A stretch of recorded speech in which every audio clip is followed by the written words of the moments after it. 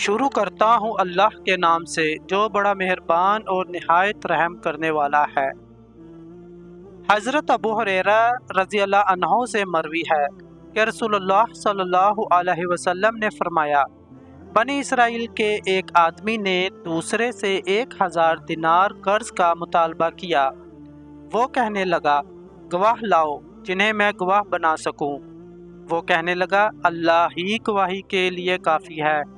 وہ کہنے لگا، پھر کوئی ضامن ہی لے آؤ۔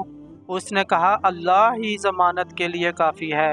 اس آدمی نے کہا، تم سچ بولتے ہو، اور اسے ایک مقررہ مدت تک 1000 دینار دے دیے۔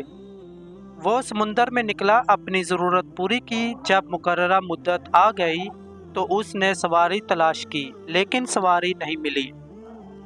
اس نے ایک لکڑی لی، اسے کھرچ کر اس میں سوراخ کیا اور 1000 دینار اس میں رکھ دیے، اور اس کے مالک کی طرف ایک خط رکھ دیا۔ پھر اس خالی جگہ کو بھر دیا اور اسے سمندر پر لے آیا۔ کہنے لگا، اے اللہ، تجھے معلوم ہے کہ میں نے فلاں سے 1000 دینار قرض لیا تھا۔ اس نے مجھ سے گواہوں اور ضامن کا مطالبہ کیا تھا، تو میں نے کہا تھا کہ اللہ ہی ضمانت کے لیے کافی ہے۔ وہ تیری ضمانت پر راضی ہو گیا۔ میں نے سواری تلاش کرنے کی بہت کوشش کی تاکہ اس کا حق اسے ادا کر دوں، لیکن مجھے سواری نہیں ملی۔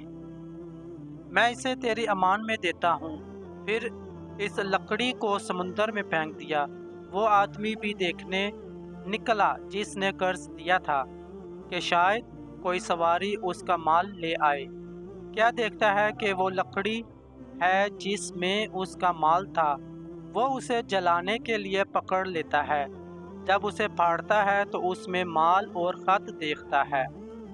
وہ اسے لے لیتا ہے۔ جب وہ آدمی آتا ہے تو اس سے کہتا ہے، مجھے کوئی سواری نہیں ملی تھی۔ اس قرض دار نے کہا، اللہ تعالیٰ نے تمہاری طرف سے وہ مال ادا کر دیا ہے جو تم نے لکڑی میں بھیجا تھا۔ تب وہ شخص 1000 دینار لے کر واپس پلٹ گیا۔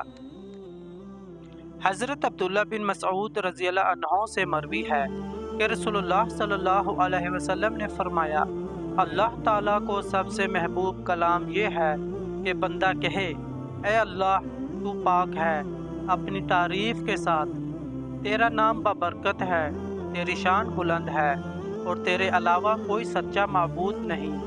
اور اللہ تعالیٰ کو سب سے ناپسندیدہ بات یہ لگتی ہے کہ کوئی شخص کسی دوسرے سے کہے، اللہ سے ڈر جا، تو وہ کہے، خود کو دیکھ۔